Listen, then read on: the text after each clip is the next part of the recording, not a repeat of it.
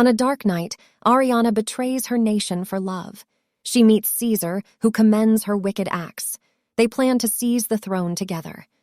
9 years pass. Ariadne faces rumors and challenges. Caesar reveals his true intentions, accusing Ariadne of selfishness. In a dungeon, Ariadne realizes her illusions and confronts Isabella. Isabella stabs Ariadne, ending her life. But Ariadne awakens in her childhood home, determined not to be taken advantage of again.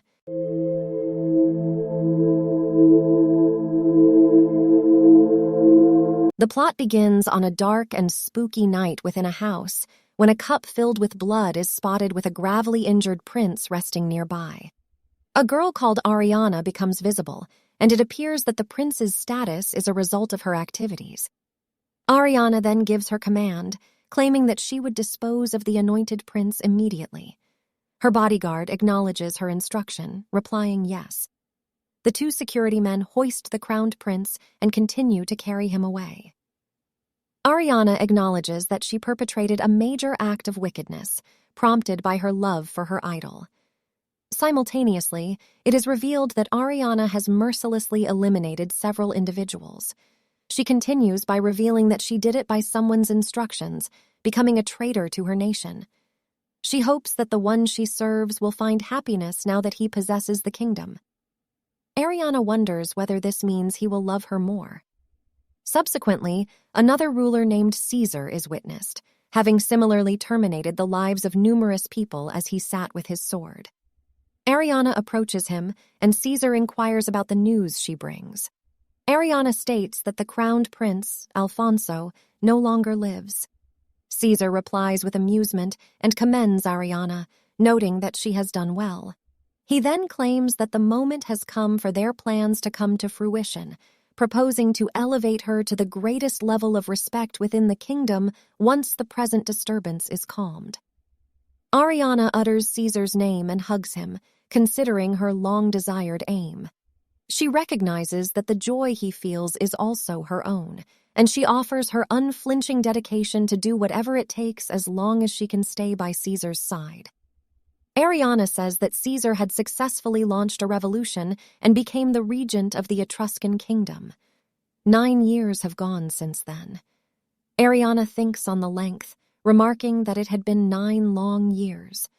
She explains how she had stayed at Caesar's side, handling the interior affairs of the royal palace and completing responsibilities traditionally ascribed to a queen, although not having the title. Recalling events from 8 years ago, Ariadne wonders about the rumors circulating. She hears that people spoke about a specific woman running the home as if she were Lord Caesar's wife. Ariadne considers it ludicrous, assuming the woman to be an unpolished person raised on a farm. The emergence of such a person within the aristocratic halls of the royal city is considered as an insult to the aristocracy. During a talk among some seated women, one asks when Lord Caesar would find a wife. Another lady discusses the prospect of him marrying his present fiancée.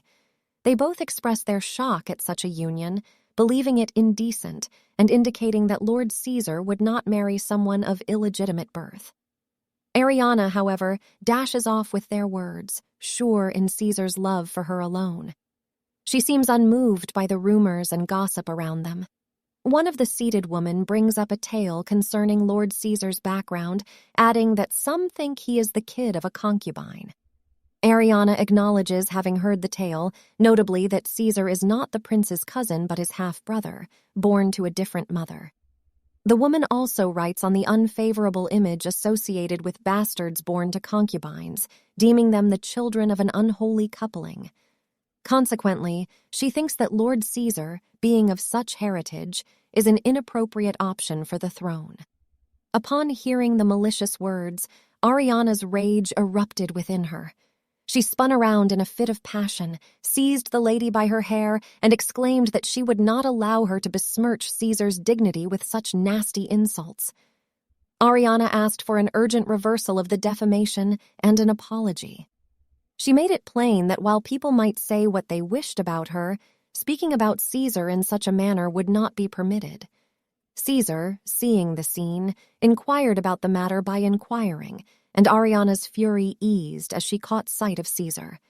Expressing amazement, Caesar addressed the lady, stating Ariana withdrew her grasp on the lady, and Caesar approached her, expressing worry and offering his aid.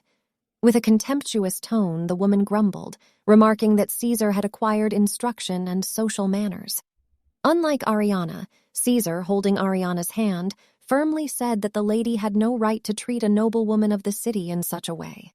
He emphasized the importance of acquiring the favor of people and highlighted the worth of Camus' marks, and her political strength contrasted to Ariana's prideful insolence. Caesar continued, annoyed, questioning how Ariana expected to become the regent's bride when she demonstrated such irresponsible behavior.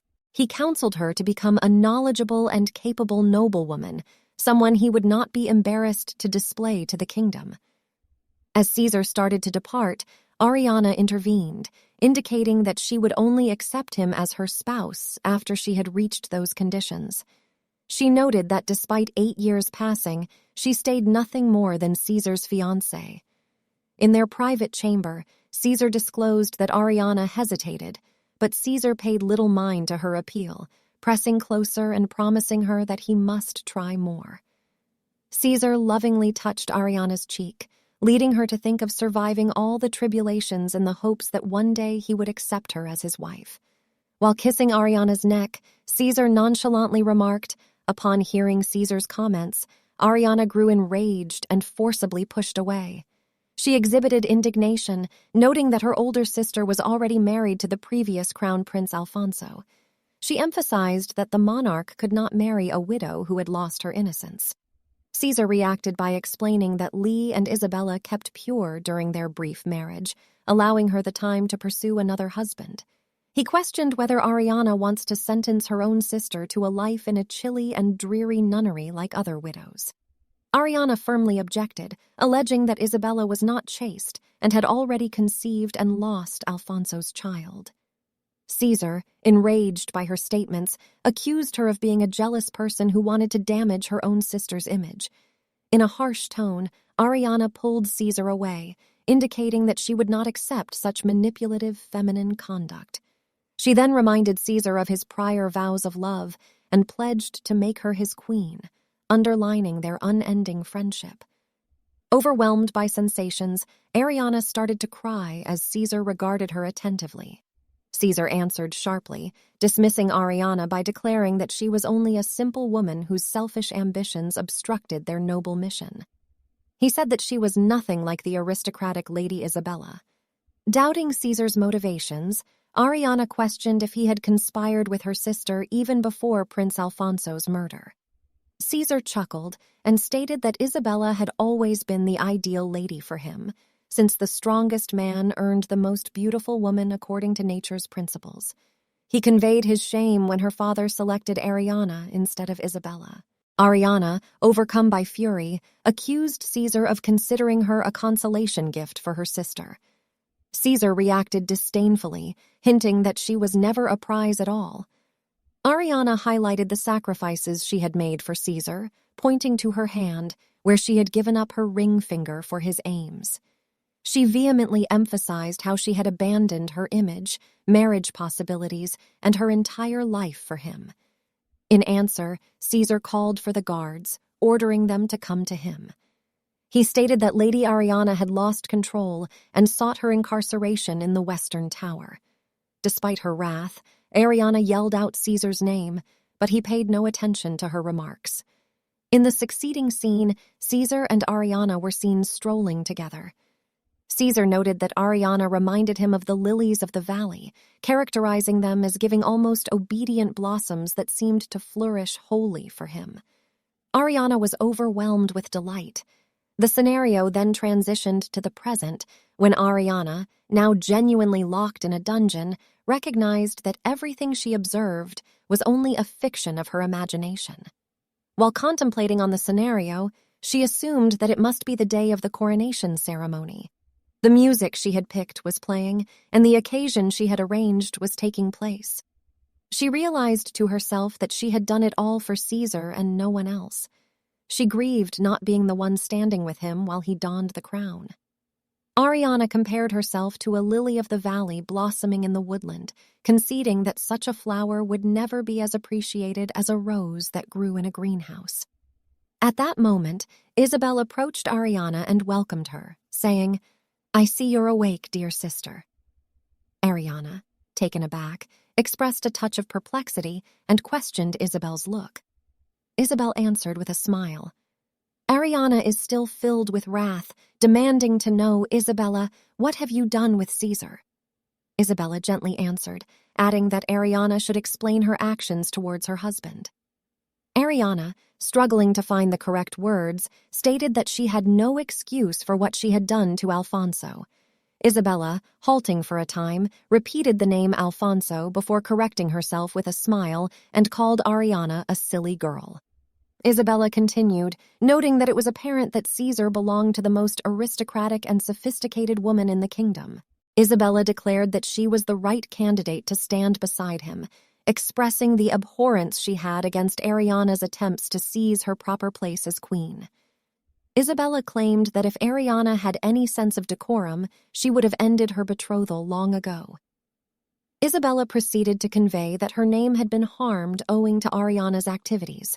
According to her, high society perceived her as a widow who had lost her youth and suffered the grief of a stillborn child.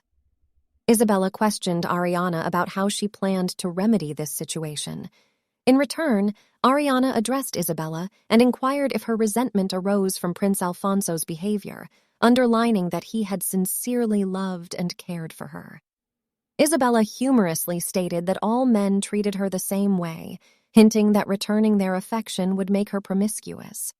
She questioned if she should become a prostitute and offer her love to any male who desired it. Ariadne then inquired why Isabella had not accepted Caesar's marriage proposal, given she was the one who had urged Ariadne to pursue a relationship with him. Ariadne further questioned Isabella's intentions for wanting to take Caesar away from her. Isabella rejected the idea as absurd, noting that Caesar was simply a humble count and the illegitimate son of a lover at the time. Isabella approached Ariadne and said that following the coronation celebration, Caesar would become the genuine king and Isabella would become his queen. She also stated that Alfonso's death, although tragic, was justified by his inability to make her the most honorable woman in the nation. Ariadne was caught aback by Isabella's brazen statements. Isabella confidently professed her intention to be the highest lady in the realm and stated that Caesar had found her worthy of being his queen. With a smile, she grasped the price Caesar had paid and how it linked to her own value. Ariadne, overwhelmed by emotions, stated that Caesar meant everything to her and was more important in her own life. She questioned Isabella, accusing her of not actually loving Caesar and instead desiring status and power. Ariadne conveyed her dismay at Isabella's attempt to throw a wedge between her and Caesar. Isabella answered, asking if such was Ariadne's perception of the situation and conceding that her desire for the title of the highest lady was correct. With a grin, she determined that it was indeed what she wanted. Isabella made another statement, adding that Caesar had come to her and pleaded, telling her that she had never left his heart. Isabella answered by revealing that Caesar had thought of her even while being in Isabella's embrace. She continued to describe Ariadne's physical attributes in a negative tone, highlighting her wide shoulders, black and lank hair resembling a crow, and unattractive, large breasts that resembled a cow's udder.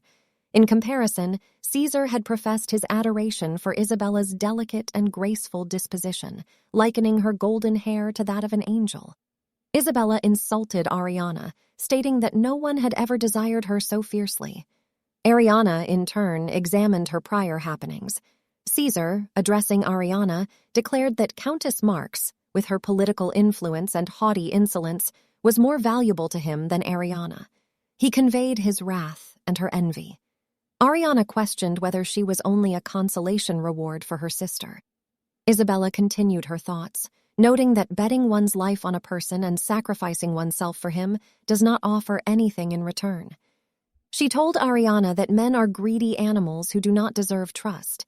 Isabella claimed that as women, their goal in life is to maximize their worth and exchange their lives for something more essential. Ariadne maintained that Caesar would not betray her in such a way. Isabella went back and remarked that while Caesar might presently be captivated with her, in time he would get bored of her and start thinking of Ariadne's 14 years of dedicated devotion. Isabella then emphasized her intention not to leave any open ends. Then she tells Ariadne that she will make her death painless. Suddenly, Isabella stabbed a blade into Ariadne's back, stating that she was her loving sister. Ariadne, breathing her final breaths, thought of the injustice of the situation. She questioned why her sacrifice was not enough to gain Caesar's love in the end and where it all went wrong. She focused about what she could have done better and proclaimed her desire to go back and turn back time, longing for a world where the golden rule governs, where wrongdoings are punished and good actions are rewarded. Ariadne considered herself capable of living by the golden rule and decided to do whatever was necessary. Moments later, Ariadne opened her eyes and glanced about, knowing that she was at her childhood home. She observed her little hands and saw her reflection in the mirror. Surprised, she comprehended that she had gone back in time and was witnessing her younger self. It struck her as bizarre and odd to be living in her history after her death. Examining her picture in the mirror, she saw that she never had a mole beneath her eye. Just then, a lady appeared and shouted at her, telling her that she was a low-born girl like her mother and not to admire herself like a noblewoman. Ariadne, observing all of this, resolved to defend herself this time if she was actually back in her past. She was determined not to allow anyone to take advantage of her again. Meanwhile, Ariadne was told by another lady who soon approached her that there was someone from the castle there, and they claimed to be there to take her away. Ariadne examined the scenario and recognized that it must have been the day when her father had taken her in. Ariadne continued to explain that Cardinal de Mere, although being a priest, had a wife and children, as was typical for clergy at that age. Although he couldn't have a wife officially, he continued a connection with a high-born woman named Lucrezia, who acted as his de facto wife. Their 3 children, born out of wedlock, were considered as lawful offspring. Among them, Isabella was the middle child and was recognized as the beautiful lady in the city, becoming a source of pride for the cardinal. On the other hand, Ariadne, who was born to a maid and the cardinal, was an illegitimate child, but owing to her mother's low-born rank, she was sent away from the cardinal's residence and resided on a farm. Ariadne approached the cardinal and welcomed him cordially, conveying her excitement at seeing him again after a long absence, and wished for his good health. The cardinal reciprocated the welcome, demonstrating his joy at her attendance despite her lack of formal learning. Internally, Ariadne liked the shallow phrases of fatherly caring. Ariadne humbly realized that she had a long way to go and would continue to try and learn, hoping to avoid bringing dishonor upon her family. The cardinal reacted by adding that such expectations were only fair. Lucrezia intervened, noting that a woman's virtue resides not in study and self-improvement, but in serving her parents and siblings as a young virgin, and subsequently serving and taking care of her husband as a mature woman. She encouraged Ariadne to focus on improving her laddie-like features instead of dabbling in matters outside her sphere. Ariadne mused about how she used to respect Lucrezia as an attractive noblewoman, but now realized her actual vulgar personality. That's all for today's video. I hope you enjoyed it. If you guys are eager for part 2, I kindly request that you leave a comment in the comments box. Your feedback and support are greatly appreciated, and it will inspire me to create the next part exclusively for you guys.